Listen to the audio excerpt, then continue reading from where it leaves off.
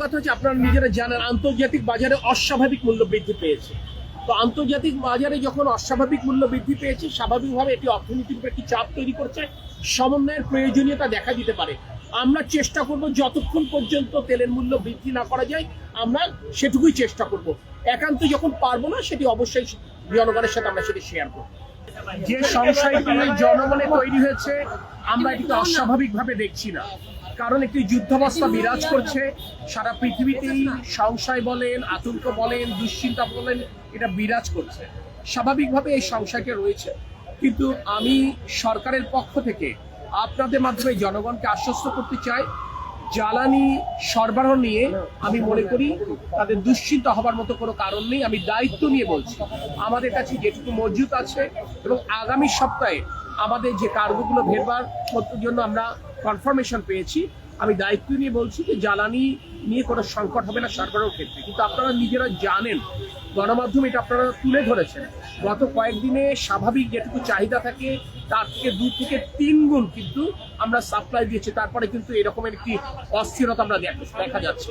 আমি যাদের সাথে কথা বললাম অনেকেই কিন্তু স্বীকার করেছেন, সাধারণত ওনারা যতটুকু তেল নেন আজকে সবাই ট্যাঙ্কি ফুল করতে যাচ্ছে, অর্থাৎ একটি সংশয় থেকে, একটা দুশ্চিন্তা থেকে, আশঙ্কা থেকে ওনারা এটি কাজটা করছেন। আমি তাদেরকে এটুকু বোঝাবার চেষ্টা করেছি যে দুশ্চিন্তা করবার কোনো কারণ নেই, আতঙ্কিত হবার মতো কারণ নেই। আমি গণমাধ্যমের সহায়তা চাচ্ছি, তারাও যেন এই সঠিক তথ্যটা তুলে ধরে।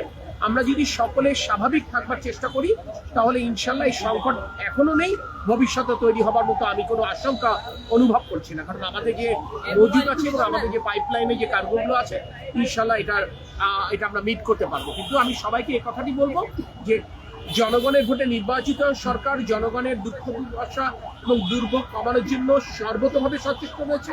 আজকে ছুটির দিন আপনি দেখছেন আমার পাশে জ্বালানি এবং খনিজ সম্পদ মন্ত্রণালয়ের সচিব দণ্ডায়মান, আমার বাম দিকে বিপিসি চেয়ারম্যান মহোদয় দণ্ডায়মান। আমি যেমন এই দুবছর পেট্রোল পাম্প পরিদর্শন করছি, আমাদের মন্ত্রণালয়ের মন্ত্রী মহোদয়ও তার মতো করে পরিদর্শন করছেন, মাননীয় প্রধানমন্ত্রী সার্বক্ষণিক এই বিষয়টি নজর রাখছেন। তো আমরা আশ্বস্ত করতে চাই আপনাদের মাধ্যমে বাংলাদেশের জনগণকে, দুশ্চিন্তাগ্রস্ত হওয়ার কোনো কারণ নেই। আমরা যদি আমাদের স্বাভাবিক চাহিদা অনুযায়ী আমরা তেল নেই পেট্রোল পাম্প থেকে, আমি মনে করি সংকট আগামীতে হবে না। কথা হচ্ছে আপনারা নিজেরা জানেন আন্তর্জাতিক বাজারে অস্বাভাবিক মূল্য বৃদ্ধি পেয়েছে। তো আন্তর্জাতিক বাজারে যখন অস্বাভাবিক মূল্য বৃদ্ধি পেয়েছে, স্বাভাবিকভাবে এটি অর্থনীতির উপর একটি চাপ তৈরি করছে, সমন্বয়ের প্রয়োজনীয়তা দেখা দিতে পারে। আমরা চেষ্টা করব যতক্ষণ পর্যন্ত তেলের মূল্য বৃদ্ধি না করা যায় আমরা সেটুকুই চেষ্টা করব।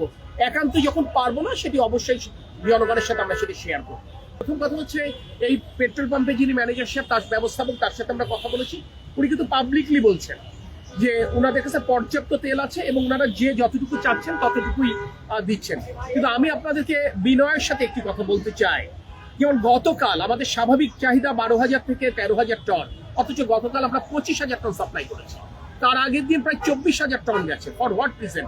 মানুষ আতঙ্কিত হয়েই তো কাজটা করছে, হোর্ডিং করছে, এর মধ্যে কোনো অসাধু ব্যবসায়ী থাকতে পারে। আমরা দেখছি জারিকানে করে তারা ভরে নিয়ে গেছে। গতকাল আমরা আশুগঞ্জে একটি ট্রাক আটক হয়েছে, সেখানে ট্রাক ডিজেল ভর্তি ট্রাক একটা নির্দিষ্ট গন্তব্যে যাচ্ছিল, এটা আমরা চিহ্নিত করেছি, জেলা প্রশাসন এটা আটকেছে। তো স্বাভাবিকভাবে আমরা যেটা বলবো যে প্রয়োজনের অতিরিক্ত কারোরই তেল মজুত করবার প্রয়োজন নেই, কারণ পর্যাপ্ত মজুদ হয়েছে। বরঞ্চ আমি মনে করি বৈশ্বিক এই সংকট মোকাবেলায় দেশবাসী আমাদেরকে সহায়তা করবে। প্রয়োজন হলে আমরা ব্যক্তিগত যানবাহন অ্যাভয়েড করে গণপরিবহন চলবো।